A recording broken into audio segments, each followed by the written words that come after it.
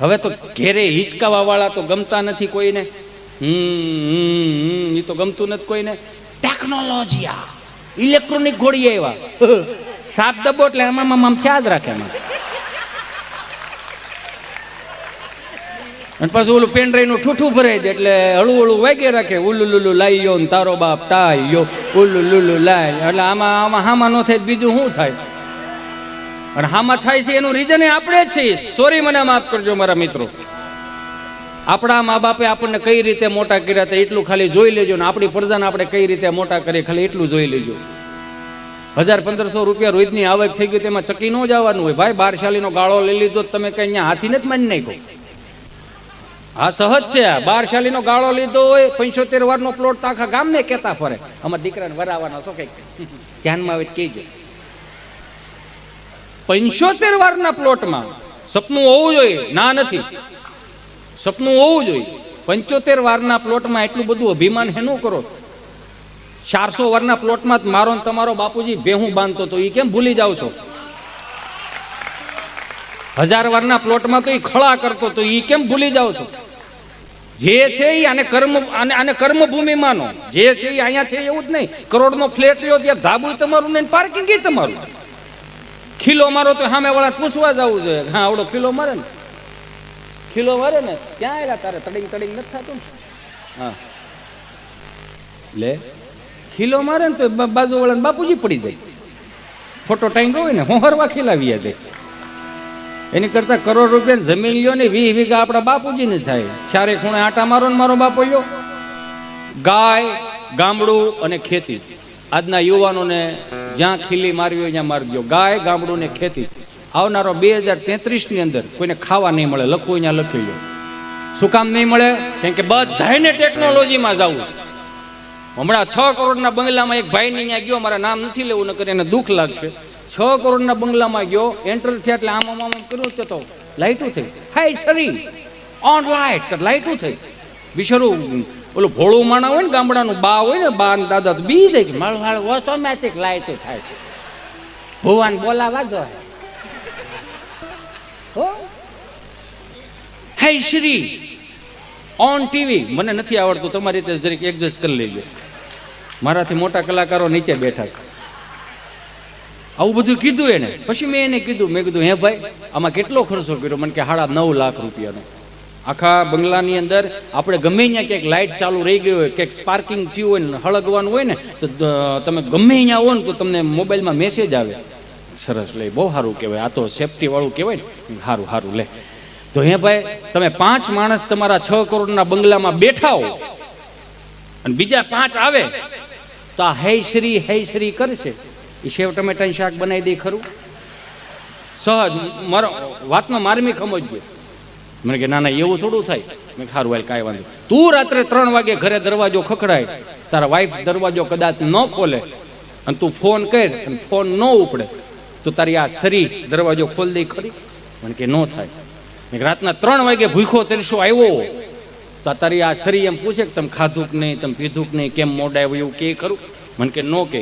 મેં તો તારા બા બાપુજી ક્યાં છે? મને કે એ તો ગામડે છે ને. મેં તો એને લઈએ ને શરીરને કાઢને. માં તો પૂછશે જ ખરી 3 વાગ્યે બેટા તે ખાધું કે નથી ખાધું, ભૂખો છો કે નહીં, કેમ મોઢું થયું, ક્યારે આવવાનો છો, એ માં પૂછે. આ તારું શરીર ભરી ન પૂછે. બે હાથ જોડીને પ્રાર્થના કરું ખાસ કરીને મારી માવડિયું ને. કેમ કે તમારે બેને અલગ રહેવા હાટુથી મા બાપ કેટલા દુઃખી થાય છે ખબર છે તમને?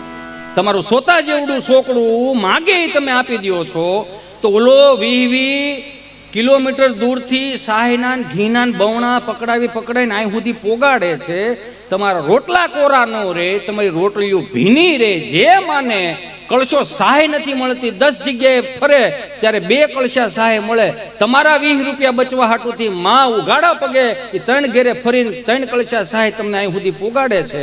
જે બવણા ભરીને આવે છે, તમારું સોતા જેવડું છોકરું તમે માગો એ આપી દો છો તો જે બવણા ભરાઈને આવ્યા છે ને ખાલી હું લેવાનું મોકલો છો? એમાંય નાખો ને કિલો કાજુ કતરું, એમાંય નાખો ને મિની બજારના રવાવાળા સફરજન. દાદાને બધું ભાવે. અમાર દાદા કાંઈ ખાય નહીં. 20 મૂક લાડવા ભૂકો ન રહેવા દે દાદો. હું વાતો કરત? નથી ખાતા કરીને જ ગવડિયા ટાળી નાખ્યા.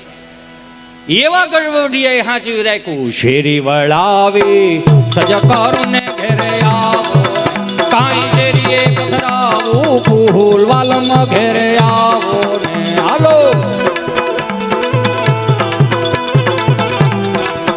હા ઉતારા દેશું ઓરડાને વાલા આવો ને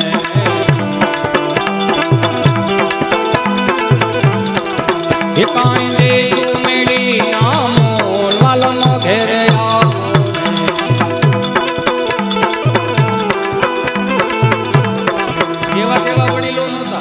ભણેલા ને ગોટે ચડાઈ દે એવા વડીલો, એની પાસે એજ્યુકેશન નહોતું, એને ગીતાજી ભણ્યા નથી, ગીતાજી વાંચ્યું નથી, પણ ગીતાજી જેવું જીવન જીવે છે હાલની તકમાં. ખાવા બેહેન કદાચ કોઈ કૂતરું આવે ને કોઈ મીંદડું આવે ને તો એની થાળીમાંથી રોટલો નાખે છે હજી હાલમાં. કદાચ અહીંયા બેઠેલા તમામ મારા વહાલા સ્વજનોને કહું કે તમારો ભૂતકાળ જોઈ જોજો, આપણા બાપ દાદાનો ભૂતકાળ જોઈ જોજો, એની પાસે કાંઈ નહોતું છતાં આ મોજના તોરા છૂટે છે, લાખો કરોડો રૂપિયા હું તમે કમાઈ છીએ વાપરીએ છીએ તો કોના પ્રતાપે? એના પુણ્યના પ્રતાપે. એને જે રોટલાનો ભૂગો કરીને ક્યાંક વાડમાં ઘા કર્યો ને કેડિયારું ખાધું ને એનો ધર્મ હતો. એ કેડિયારું પીર્યું છે, એને ગાયોને નીણ નાખી છે, સાધુ મહાત્માઓને ભોજન આપ્યા છે, કબૂતરને ચીણું નાખી છે, એના પ્રતાપે આ હું તમે ખાઈ છીએ.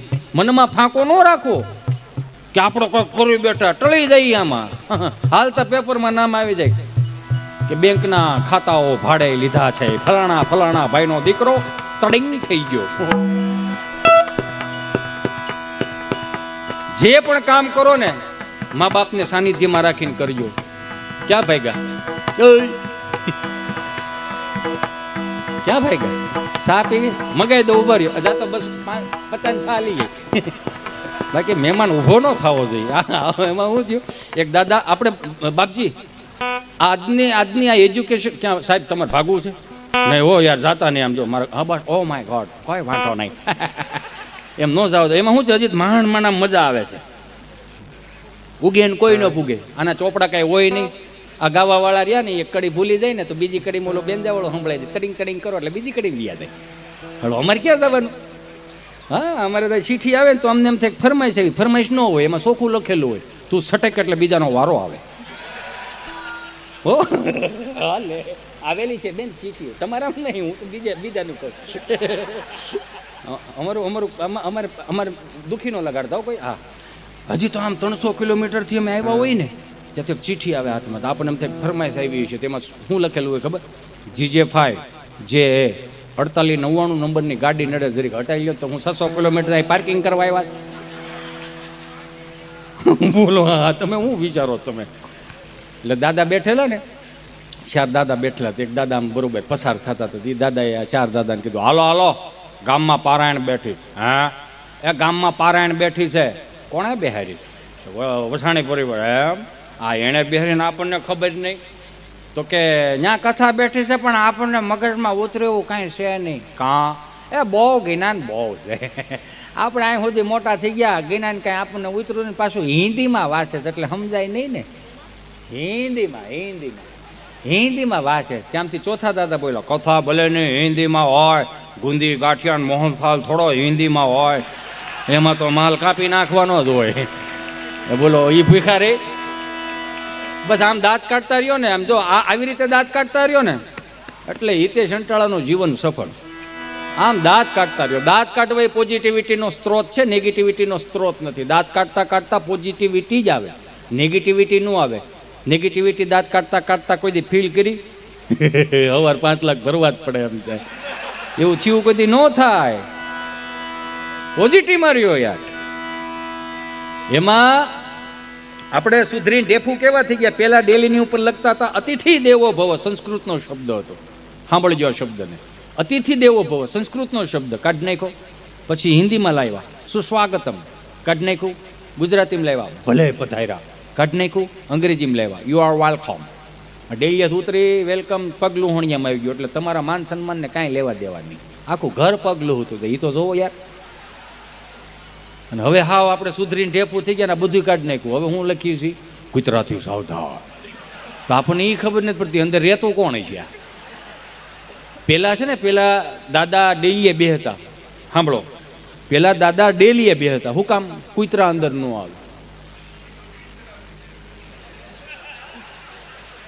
પકાભાઈ. અને હવે કૂતરા રાખે છે, હું કામ માણસ ન આવે.